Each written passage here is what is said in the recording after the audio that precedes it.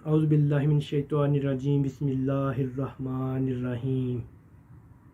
میں Samar Hussain royal debating and counselling club کے platform سے آپ سب سے مخاطب ہوں۔ مجھے آج جس موضوع پر بولنے کا موقع ملا ہے وہ ہے یوم اقبال۔ میں آج جس شخصیت پر لب کشائی کر رہا ہوں وہ شخصیت 20ویں صدی کی عظیم شاعر، مصنف، قانون دان اور تحریک پاکستان کے ایک اہم شخصیت ہے۔ آپ 9 نومبر 1877 کو سیالکوٹ کی سرزمین پر پیدا ہوئے۔ آپ اردو اور فارسی کے عظیم شاعر اور آپ کو جدید دور کا صوفی بھی کہا جاتا ہے۔ وہ شخصیت اور کوئی نہیں، ڈاکٹر علامہ محمد اقبال ہے۔ ڈاکٹر علامہ محمد اقبال نے ابتدائی تعلیم گھر سے حاصل کی اور پھر میٹرک تک اور پھر ایف اے بھی scotch mission high school Sialkot سے کمپلیٹ کیا، اور اس کے بعد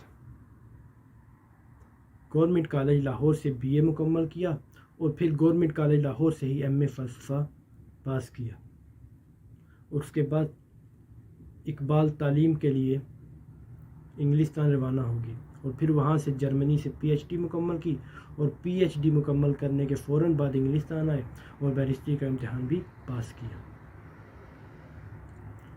تعلیم مکمل کرنے کے بعد اقبال وطن واپس آئے اور مختلف سیاسی سرگرمیوں اور مختلف تنظیموں کے ساتھ حصہ لینا شروع کر دیا، اور 1912 میں جب تقسیم بنگال کے بعد ایک جلسہ منعقد ہوا موچی دروازہ لاہور میں، تو سب لوگوں نے تقریر کی۔ جب اقبال کی باری آئی تو اقبال نے تقریر کی کہ مسلمانوں، آپ کو یہ آزادی اور یہ سب چیزیں ایسے نہیں مل جائیں گی، اس کے لیے بہت زیادہ کوشش اور محنت کرنی پڑے گی، اور ہندوؤں کو آج جو کچھ بھی مل رہا ہے ان کی کوششوں سے مل رہا ہے۔ اور اس تقریر نے مسلمانوں میں ایک جوش و خروش پیدا کر دیا، اور پھر 1934 کو آپ مسلم لیگ کے صدر بنے، اور آپ کی اور قائد اعظم کی کاوشوں سے پاکستان مرز وجود میں آ گیا۔ آپ کی شاعری کی مشہور کتاب میں رموز کاف، بانگ درا، بال جبریل، ضرب کلیم اور زبور نامہ شامل ہیں۔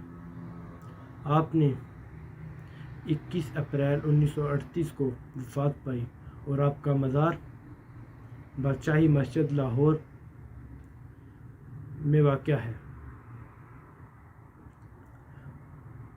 ہزاروں سال نرگس اپنی بے نوری پہ روتی رہی، ہزاروں سال نرگس اپنی بے نوری پہ روتی رہی، بڑی مشکل سے ہوتا ہے چمن میں دیدہ ور پیدا۔ انہی الفاظ کے ساتھ میں اجازت چاہتا ہوں۔ وما علینا الا البلاغ المبین۔